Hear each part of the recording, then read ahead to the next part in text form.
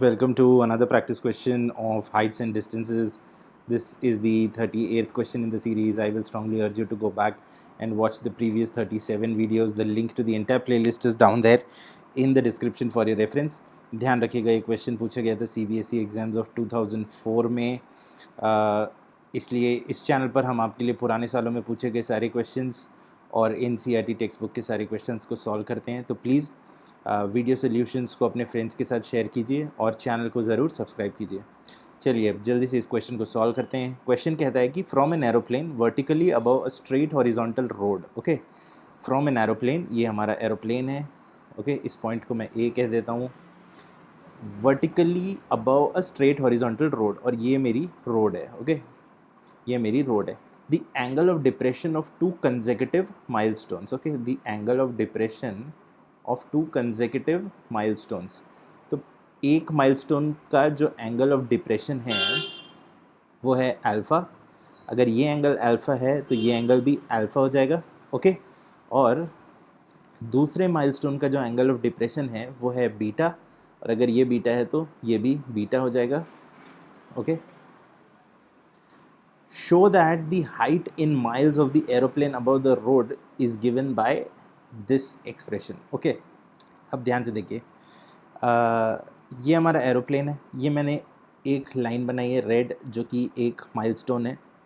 ठीक है, इस पॉइंट को मैं बोल देता हूँ बी, और ये हमारा दूसरा पॉइंट है, दूसरा माइलस्टोन है. ठीक है, तो दो माइलस्टोन के बीच का जो डिस्टेंस है वो होता है 1 माइल. ओके, हमें पता है. अब ये इन्फॉर्मेशन बहुत काम की है इस क्वेश्चन को सॉल्व करने के लिए, कि BC जो डिस्टेंस है ये है 1 माइल, और ये एरोप्लेन ज़मीन से वर्टिकली जिस पॉइंट के ऊपर है इसको मैं कह देता हूँ D.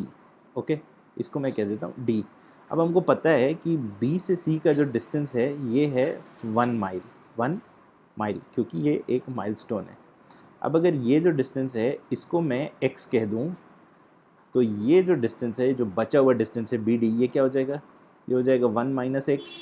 ओके, तो CD अगर x है और BC अगर 1 माइल है तो BD क्या हो जाएगा? 1 माइनस एक्स. अब ये क्वेश्चन बड़ा सिंपल है सॉल्व करने के लिए. ठीक है, एक बार फिर से क्वेश्चन देख लेते हैं और फिगर में हमने जो जो पॉपुलेट किया है उसको रेफर करते हैं. क्वेश्चन बोल रहा है कि from an aeroplane vertically above horizontal road. तो BC मेरी हॉरिजॉन्टल रोड है और A मेरा एरोप्लेन है, और A ज़मीन से जिस पॉइंट के ऊपर है उसको मैंने D बोल दिया है. ओके, तो ये परपेंडिकुलर है. ओके, तो ये एंगल 90 डिग्री है और ये एंगल भी 90 डिग्री है. ओके, अब इसको सॉल्व करते हैं. देखिए, क्वेश्चन बोल रहा है कि angle of depression of two consecutive milestones on opposite sides of the aeroplane are observe to be alpha and beta. तो कह रहा है कि प्लेन के ऑपोजिट साइड में दो माइलस्टोन है और उन दो माइलस्टोन्स का जो एंगल ऑफ डिप्रेशन है वो अल्फा और बीटा है. तो मैंने बस अल्फा और बीटा मार्क कर दिया है. अब क्वेश्चन को सॉल्व करना है. ठीक है, अब ये जो हाइट है AD की, ये हमको निकालनी है कि ज़मीन से प्लेन की ऊंचाई कितनी है, ये हमको निकालनी है.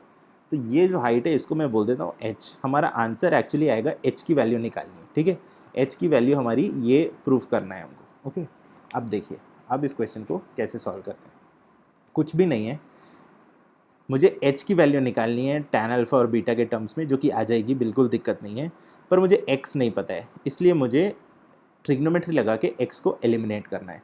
तो पहले, यानी कि इन ट्राइंगल ABD, ठीक है, इन ट्राइंगल ABD क्या हो जाएगा? tan of alpha is equal to AP upon, sorry, ये AD अपॉन BD. ओके, अब tan alpha remains tan alpha, और AD की वैल्यू है h और BD की वैल्यू है 1 माइनस एक्स. तो यहाँ से मुझे क्या मिल जाता है? 1 minus x is equal to h upon tan alpha. ठीक है, क्योंकि आंसर में बहुत सारे tan अल्फ़ा और tan बीटा है, इसलिए मैं tan अल्फ़ा को cot अल्फ़ा नहीं कर रहा हूँ, ऊपर नहीं ला रहा हूँ. ठीक है, और ये हमारा इक्वेशन 1 है. Similarly in triangle ACD, tan of beta is equal to AD upon CD. अब यह ध्यान से देखिए, tan beta is equal to AD क्या है? AD है h अपॉन CD क्या है? CD है x. यहाँ से हमें क्या मिल जाता है? x is equal to h upon tan of beta. अब ध्यान से देखिए, क्योंकि क्वेश्चन में tan बीटा भी है इसलिए मैं tan बीटा को ऊपर नहीं ले जा रहा हूँ। ओके, मैंने इसको ऐसे ही रिटेन किया हुआ है। तो मेरे पास दो इक्वेशन आ गए 1 और 2। अब मैं 1 और 2 को अगर ऐड कर दूँ तो x एलिमिनेट हो जाएगा। ओके, एडिंग 1 एंड 2, LHS में क्या आ जाएगा अगर मैं 1 और 2 को ऐड करूँ? LHS में आ जाएगा 1 minus x plus x is equal to h upon tan alpha plus h upon tan beta, ये आ जाएगा।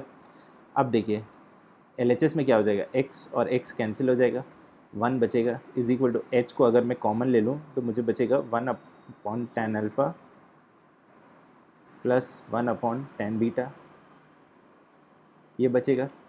और ये क्या हो जाएगा, 1 इज इक्वल टू h को यहाँ रहने देते हैं, tan beta plus tan alpha